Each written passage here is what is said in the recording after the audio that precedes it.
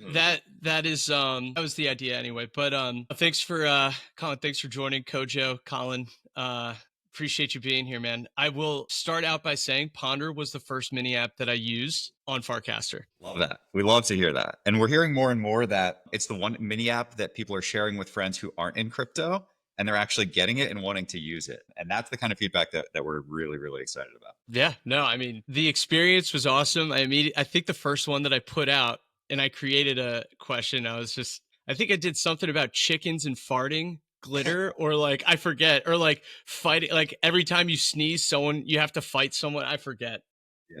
It was ridiculous, but very fun nonetheless. No, thank you for joining. I'm really excited to hear more about yourself. I mean, we met briefly, and I think I was Beer one pong too tournament. many. I was one too many deep, and then I just hear Jeff. Like, is that you? And I'm like, Kojo, like, wow, what's up, dude? Like, and I'm like, I gotta go. But anyway, no, I'm really glad we were able to connect in real life too, even for a brief moment. But I think a lot of people would love to hear your story, and you can start wherever you'd like. Cool. You can start that beer pong tournament. That's like the most Farcaster thing of all time, by the way. Tim and the bracket game crew are like some of the most creative and driven people, and they just don't have any boundaries in regards to what they're willing to try. And it's just like it's the best thing ever. I won't pitch them too much though. I mean, I'll pitch them a little bit, but I won't pitch them too much. Yeah, so I'm one of the two co-founders of Ponder. Ben Adamski is my other co-founder. Then we have an awesome team of devs. But my background was not in tech startups for sure. So, like born and raised in Trenton, New Jersey.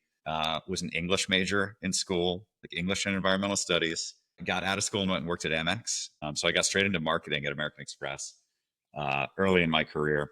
That was back when like Uber and Airbnb were just like kind of popping up, and they were like the net new cool thing. And Amex was trying to be appealing to young people.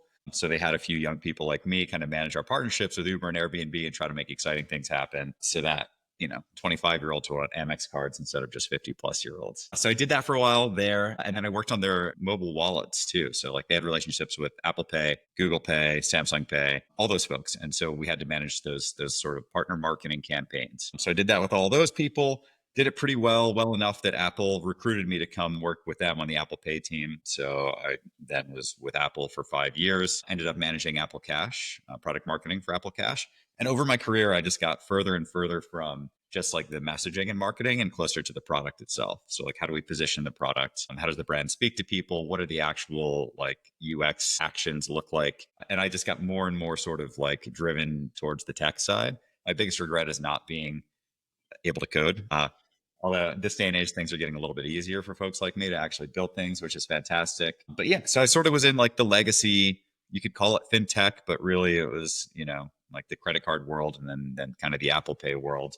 I lived out in San Francisco for 5 years, had a fantastic time there doing it, and then dove headfirst into the Web3 world. I've always been a little bit of a crypto junkie. I bought my first Bitcoin in 2013, I think, back when I was like, ordering mushrooms off of Silk Road, which I have found is a very, very frequent entry point into crypto. But anyways, then so I've sort of been into Bitcoin and Ethereum for a very long time. And even when I was at Amex and Apple, I was trying to get them to integrate cryptocurrencies. I actually wrote a paper when I was at Apple Pay that listed the 7 things that Apple should be doing in the cryptocurrency space. And like we should be using wallets or integrating like cryptocurrencies into Apple Wallet. We should be using Face ID as people's private key, all kinds of stuff like that. So did you see the announcement? You had to have of what the App Store's now offering. I mean, I saw the most recent removal of the fees, the 15 to 30% fees. That was massive.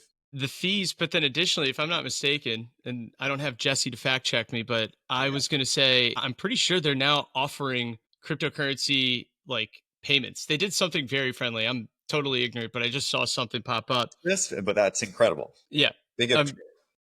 So just kudos to you for at least getting the ball rolling while you were there. Well, I mean, we got put in. I got put in a research group. We chatted about it with like 12 people on the team, like what we could do.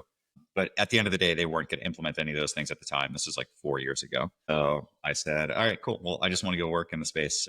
Then started my first company, which was a fractional fine art investing company called Freeport. And that was when I first got onto Farcaster. And then once we closed up shop with that company, we launched that into a deep bear market. Ben and I, my co-founder, had already started building sort of the foundations of what Ponder would become today. So, anyways, long-winded story, but all roads lead to Farcaster. I love it. I love it. Yeah, I agree. The one of the things that stood out. So going back and talking about the project before Ponder. So was that at the like peak? Did you launch at the peak of the NFT boom? So I left Apple at the peak of, let's see, it was 2021, like October 2021, I think. The crypto market was insane. And I was like, man, even my Apple RSUs, like even the stock doesn't really compare to like how crypto's doing right now. So I could just go build something. But it was informed by the NFT boom. I think maybe it was like a few months before that. A close family friend is a Warhol dealer in New York City. And he's been doing this his whole life. I've always known him as like our Warhol dealing. We called him Uncle because he used to date my aunt, but they never actually got married. And he came to me at one of our family functions because he's always been really close with our family. And he said, like, Colin, I see all this crazy stuff happening in the NFT market. It's disrupting the art market. Everyone was talking about it at that point in time, even Warhol dealers in New York City. And he was just like, how can we put my art on chain? And so I had to go and do a bunch of legal research. We actually had to apply with the SEC. Took 9 months to get approval to basically take a physical piece of art, fractionalize it, fractionalize ownership of it, the same way that Masterworks does it off chain, but then tokenize it and put it on chain. Learned a lot in that startup. What you really don't want to do is go do like 9 months of legal legwork before you figure out if you're going to have product market fit. So, anyways, then we launched that into a very, very buried market. And we sold like a few $100,000 worth of shares. So it wasn't like a complete flop, but our target was 1.6 million to keep going. And we were nowhere near that. So we had to call it quits. The thing, it's a bummer to hear that because those are the real world applications that I really want to see expand. And it's just like timing sucked, you know? Yeah. And I still think that an idea and a project like that could still have legs. It may not be right now or then, but Yeah. I mean, it's a great idea. There's so much more utility. Once your value lives on chain, right, then you can start doing things like you can instantly take loans out against that value as long as it's like recognized, right? So you could use like Aave to take a loan out against your Warhol shares. Like that's cool. Like you can any asset that you have off chain, there are some benefits to just putting the representation of that asset on chain, even if the physical asset itself isn't like decentralized. So I think those things are going to happen. The legacy world is full of just sludge and bullshit all along the way. Like the regulation is a nightmare. It's expensive. You have to add all kinds of copy language, then disclaimers and nonsense like that. And then all the players who are intermediaries like broker dealers that you have to deal with in alternative trading systems.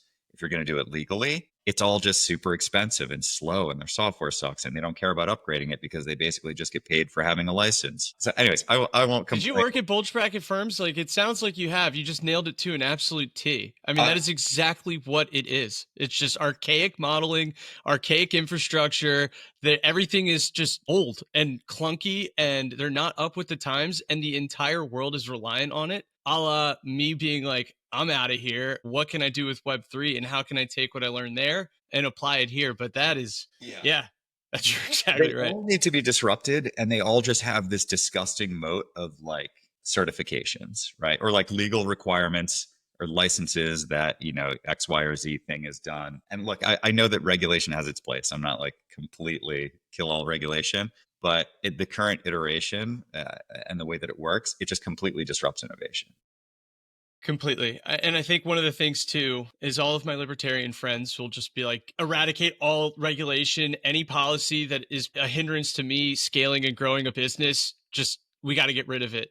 And then you see that's just not reality. And Yeah. I just wanted to touch on this And because you end up with a lot of gabagools. Yeah. I wasn't going to say it, but Yeah. yeah, I mean, yeah. No, and I think for us, like for Web3 as an entity and an idea right now, we're existing in this la la land fantasy of like, well, we could just keep our own mindset and it eventually will catch on. And I don't see that in the future. And I think there has to be steps towards finding policy that makes sense, that still allows innovation, still allows creativity and an ability to be competitive. But yeah, I mean, I think that's a pretty long road ahead for us as well. Yeah, I mean, I think it's been, we've been a dog biting its own tail for a long time on that front. When we just like we don't want regulation and we just let the bad people keep doing the bad things. And now we're going to get into this world where there's a lot more freedom to roam for all of us. So like that's something that we can be excited about. But it's also something that we should be a little bit concerned about because the people who like the wolves come out to play, and if there's money that can be made by sort of, doing the things that once might have been considered illegal, like people are going to come and do that. And that's going to scare away normal users. So at the end of the day, it's like a short-term boon for something that is going to have really lasting permanent reputational damage. And that's already sort of happened a lot, like all the Terras and the FTXs and like every other thing that you see in the news being negative about crypto and not being solved for just makes it so easy to write the whole industry off. And one thing, just to piggyback on that, I think one thing that's been evident is for all of the positive that's going on, if you have 5 or 6 positive events that occur, that one negative event will wipe all of that out. Yeah.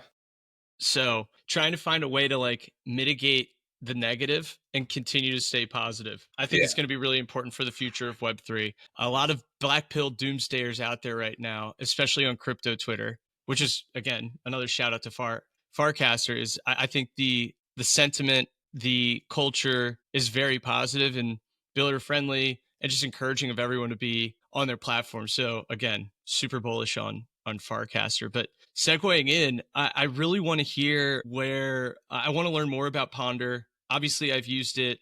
It was the first app I used in the mini app part of Farcaster. So I would love to learn more about how the idea truly came about with you and Ben, how it's developed to what it is now, and then what you all, if you're cool with sharing, just what you see for the future and where it's going to scale to. Yeah, for sure. So, I mean, Ben and I have been building since the dawn of time on Farcaster. Maybe actually that's not true. I think there were people who were more hardcore than us for about a year, but Ben's FID is like sub 1,000 and mine is like a little around 5,000, something like that. So it was early, maybe 3 years ago or so that we started doing things on Farcaster. I literally casted at one point in time, hey, it'd be cool if there was some kind of like a survey capability for Q&A or like a polling capability.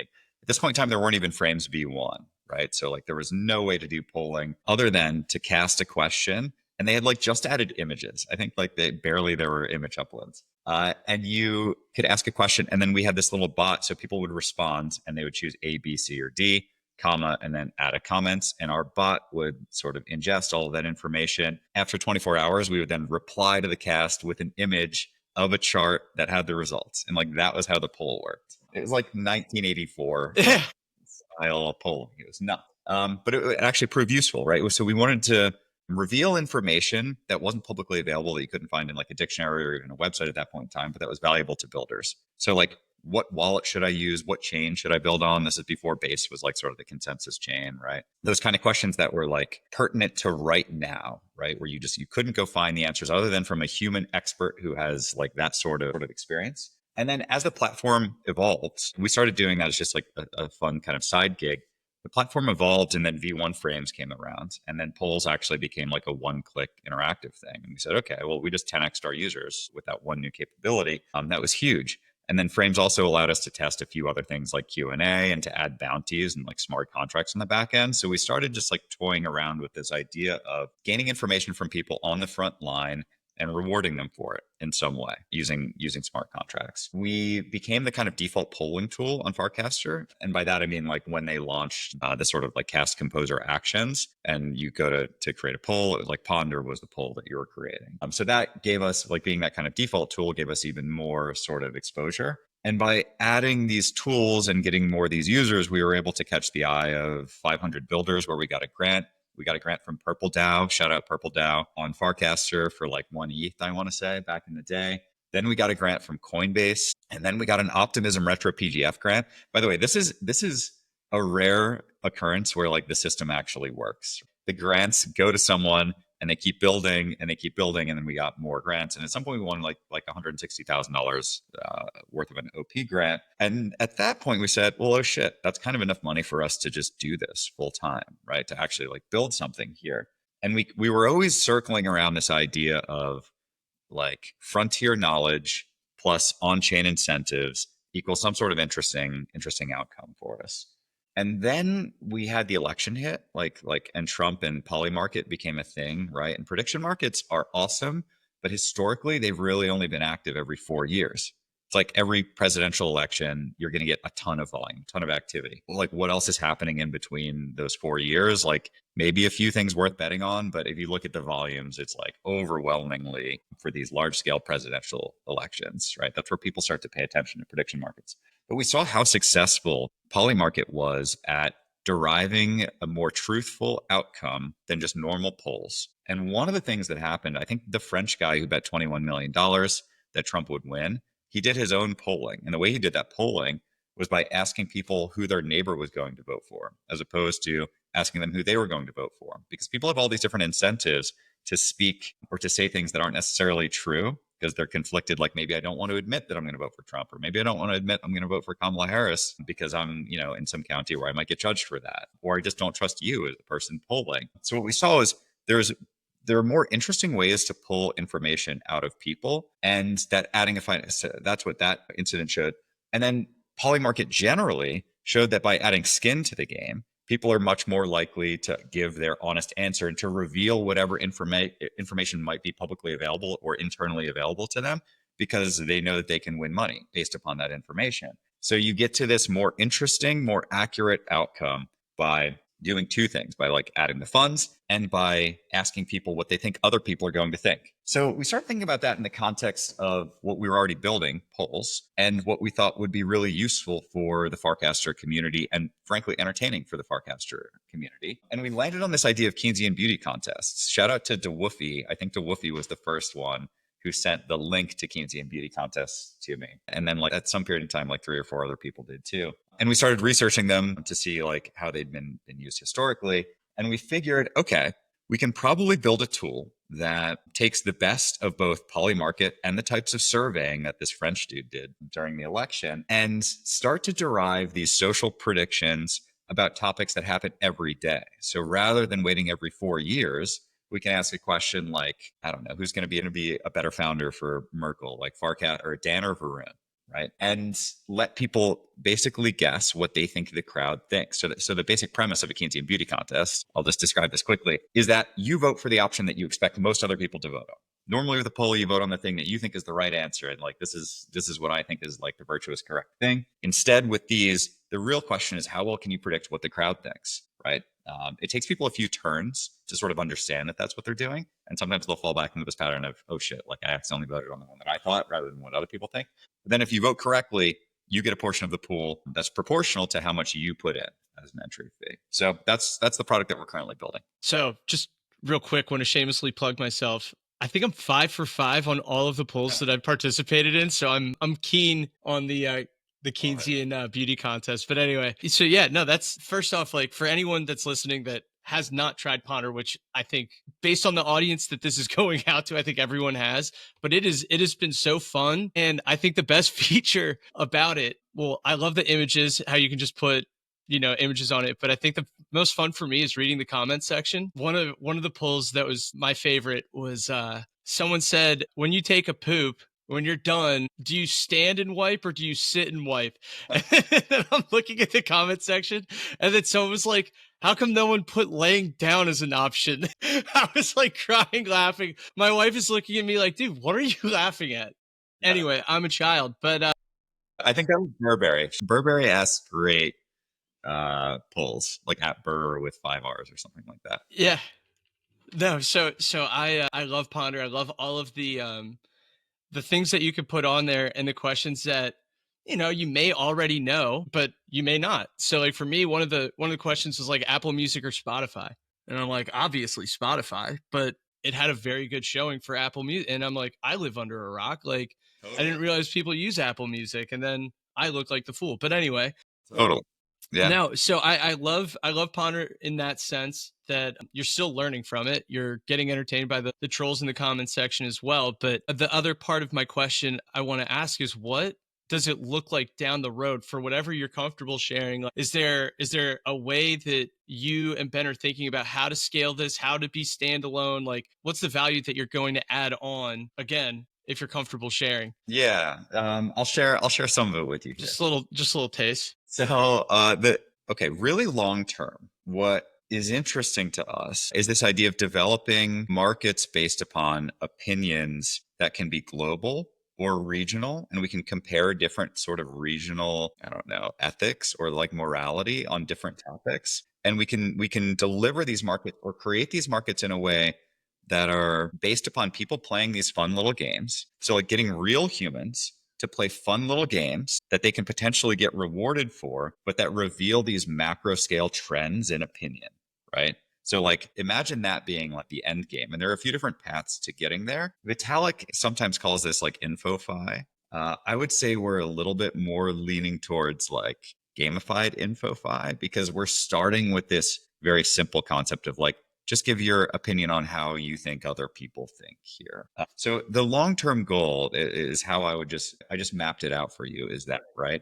To get there though, like I think a lot of crypto projects start with this grand vision and then they make a landing page that says, we have this grand vision and like follow along for the ride. And what ends up happening is the grand vision does a great job of getting people to buy your token because they're like pumped about the grand vision. And it's just this game of like, if it's good, token goes way up. And then the thing isn't built for 4 years and like token just goes way down. And then the project is kind of dead because you've tied yourself to your token's attention. And when that's down, no one's motivated to keep building it for 4 years, right? What we are trying to do instead is start with the fun thing. Like, what is the activity? What's the thing that people are going to do? Right. And that's playing this game on a daily basis and revealing these insights in a way that's like fun right now. And then over time, developing that into a sort of series of different activities that people can take part in that ladders up to this grand vision of being able to view the sentiment of the world all at once, right? And so we're going to get there piece by piece, but I think it really matters the way that you tell the story over time and just being able to provide value right now. So that starts on Farcaster. We have the best possible tools on Farcaster to accomplish all of those goals, but there are other platforms that are really interesting. So we'll be on World App probably within the next 2 months, I want to say. Obviously, Coinbase Wallet is going to be another sort of liftoff point for us. And then we're also just needing to develop our web app. Like right now, we have our mini app that exists within Farcaster, and that's where most of our attention goes.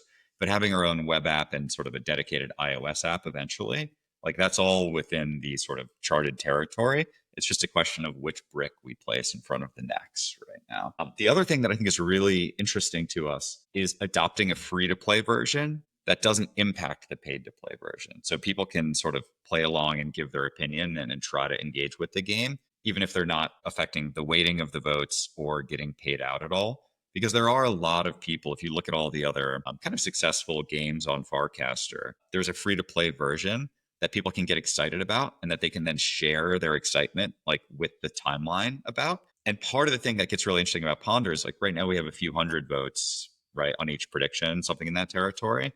That starts to look really interesting when there's like 500, 1,000, 20,000, 50,000 votes, and they're coming from countries all over the world. And then we can start to do fun things like map out the different regional sort of like impacts. And maybe we even have region specific predictions so that like we can keep these things contained. Like that could be another approach. So all that comes down the pipeline. But right now it's like getting it right, the actual front end experience in such a way that we feel good about then taking that Lego piece and placing it in these other locations. And it's starting to get there. But yeah, that's kind of like where we expect to go over time. Right now, it's just like make something fun and valuable for people in the near term, and then we'll ramp up. That's very well said. And I appreciate you giving some insight of what the future's going to look like for Ponder. Didn't mean to necessarily give all of the secret sauce or make you give all the secret sauce away, but that's so There's more secret sauce. good. Good. I'm excited to learn more as it goes on. Going back, one of the things that I think is really cool of how you structured Ponder, and this came to mind when you were talking about token launches and the volatility that goes on with it. You could have easily been drawn to creating a token, launching it around that, getting a bunch of liquidity from it, using that for OpEx, like you finding ways to, just implode. Honestly, it's very, and I'm not saying everyone that creates a token attached to their project is bound for failure, because there's a lot of people that are doing it very well. I mean, the app that I use the most currently is Bracky. And I mean, you know that because I'm at the turn, and it's like they launched a The token, whole time. and they've done it very well. So I don't want to discredit anyone or discourage anyone from that. But one thing that I think is so great about Ponder is that you relied on the USDC, prove out that model to work, and then if you deem it necessary at some point to launch a Ponder token, you very well can. But I just wanted to say I really appreciate the fact that you took that approach, because like as someone that is interested in venture capital, someone that loves to see, the wave of investing in Web3 and what that looks like, a lot of these VCs that are Web3 centered are solely focused. They don't even care about the equity that you're offering, and they care about the token. And for me, again, this may be the wrong opinion, but just from what I've observed at this point, is that that can be a little, it could be detrimental to any startup or project if there's not a well structured vesting period for them. Because Totally. the minute that you launch, if they're a predatory VC and they aren't reputable and they don't know what they're doing, they sell all of it right away. Because all of these VCs, especially at this stage, are looking for liquidity. That is the one thing that I think right now is deterring the traditional finance, not the tier ones. We know Andreessen and Sequoia and all of these larger firms are already established in the space, but the mid tier and the lower tier VCs in the traditional space are not encouraged because it's hyper growth, super early, and a bunch of volatility without an expectation of return at any point, right? So the juice is not worth the squeeze for them. What's the solution immediately? Let's add the token aspect to these term sheets and capital raises so that we can get people to we can get our LPs a return right away, but at the cost of hurting your portfolio companies. You know what I mean? For sure. Yeah. I mean, you've got like usually there's a 1 year cliff on the token warrants. So then, like, you launch it and you have 1 year to make something that's so incredible that it can defend against a massive sell off in 1 year, basically. And that's a tough thing to do. I think the incentives have certainly been misaligned for so long in the crypto space between like long term growth because I mean, we're reinventing the financial rails, right? And when you reinvent the financial rails with the perception of having less regulation and more ability to sort of dump on retail, so to speak, then people are just going to continue doing that. Like if that's the structure and it's continuing to make money, like that's just what's going to continue to happen. So yeah, I think but I do think tokens have their place, to be clear. And like certainly it's something that we're looking at on our roadmap, especially with the current administration, right? Like I think we're gonna have 4 years of that not being something we need to worry about as founders so much. But the business impact matters, the product impact matters. Like if people just attribute the value of your company to your token, which is undoubtedly what ends up happening, then you're just in such a terrible spot when token go down. Your employees are demotivated. You're probably demotivated. No one thinks about like a recovery 18 months later from a token that's been down for so long. It's just like once you're down, you're dead. And that's just like it's not fun. Now, I think if you get to the point, our assumption is that if you get to the point where you have product market fit, right? Or at least like a light degree of product market fit. People are using it, you have hardcore fans, the product is standing on its own, and then you introduce a token to amplify that and to basically distribute value and grow your network more rapidly. Like one of the best parts of having a token is that your marketing surface area increases exponentially because your token lives on like Dex tools. Your token lives as a hashtag on Farcaster. Your token just automatically lives as a marketing asset for you in perpetuity everywhere the tokens live. And people don't think so much about how that just makes you cross platform naturally, even if we're a Farcaster tool, right? Or a Farcaster game. So that's hugely valuable. So it's not like tokens are just like all net evil. Like there's a lot of positive around them, but you just have to be really thoughtful if you're planning on having like a 4 to 10 year business as opposed to an 18-month business when you actually decide to launch them and kind of what the mechanics are. Right. No, I agree. And I think one of the things when you were speaking that popped to mind is just going back to resources. And a lot of these founders don't have the network or capability of getting in front of, and maybe they do. And I think the internet today is a little different in how you're able to network. But one of the things that I've witnessed is like these devs and these founders feel pressure and are put in this corner like, I don't have access to VCs. No one's picking up my business model. I'm not getting like I'm not generating anything there. I might as well just go on Pump Fun. I might as well just go on Clanker and just generate a token, affiliate it with my project, and go from there. And I think this is what came to mind. And I don't know if this is a good idea or not, but would there be an ability to create a smart contract that's implemented within the token where it's like if some retail anonymous person were to buy 5% or more of your token, they would have to have a vesting period automatically implemented so they couldn't just like pump and dump. I think Dan Romero recommended something like this in the timeline recently, where there's effectively a lockup period built into the ERC20. I think you can technically do it. I haven't seen it done that much, and I think that there's probably more experimentation that needs to be done on that front. But it is hard also because your people are so accustomed now to having instant liquidity in the Web3 space. So if Which you, is not good. which is yeah, That's not good. In my opinion, that is a net no, negative for the it's like a space. heroin addiction for sure. So it's hard to introduce these ideas as a general rule that are like net positive for the community as a whole, but that are individually negative and negative in that like people are greedy and I can go be greedy with something else. So like, why would I buy into the product where I can't be as greedy as I would like to be? And maybe greed's not the right word, but I can't have as much immediate ownership of the asset. Greed's fair. I mean, greed's fair. I like that. Yeah. So it's a lot of speculators, right? Like, and sometimes speculation is good, but oftentimes it can go the wrong way. Right. And I just think, look, it doesn't need to be for everyone. It's just something that if you have this project that you're launching at and the market will, determine the value itself. If it's a deterrent for people to invest in your company, then they probably weren't the ones for you. You know what I mean? Yep. So yeah, hopefully there's more development there because I actually like that idea. That's cool that Dan. I'll have to look up what Dan said, but He casts a lot, so I don't know, maybe like 50 casts ago. okay, all right, I'll scroll through. But yeah, so I guess we'll see what happens, and I'm really encouraged to hear that it's on the roadmap for Ponder and being well thought out. Yeah, So for that's sure. great. Yeah, no, one thing I did want to ask is how is FarCon for you?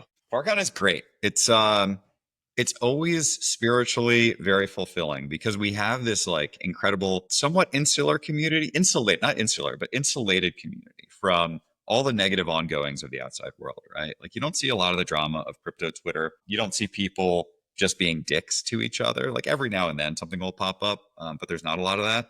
I think there's a culture that's persisted pretty impressively. And like as things scale, you tend to kind of lose the culture more and more unless it's sort of reinforced by the people who are part of that culture. And so I see FarCon as the kind of event where the good, like the best core of people that you can imagine get together and continue to sort of reinforce that culture in a way that can then like propagate through the ages of Farcaster, right? So the reason that you go to these things is to kind of make those connections, to remind yourself that those are the people that you're hanging out with and to feel really fucking good about it, right?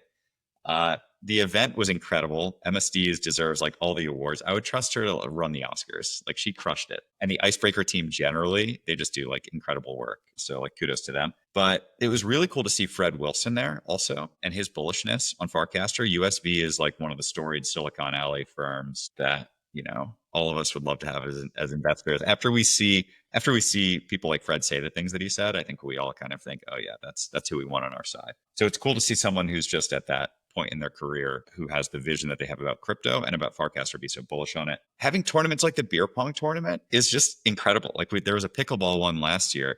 I think there we had like $10,000 to $20,000 in rewards, and the people at the front desk of Pickle Pop in LA and Venice were blown away when I told them how much the reward was, and they're like, "You guys don't even have referees." None of us knew what we were doing. We were like not good, and we have like this 5-figure reward that we're paying out just because crypto is insane. And of course, it was just like this wantonly organized thing.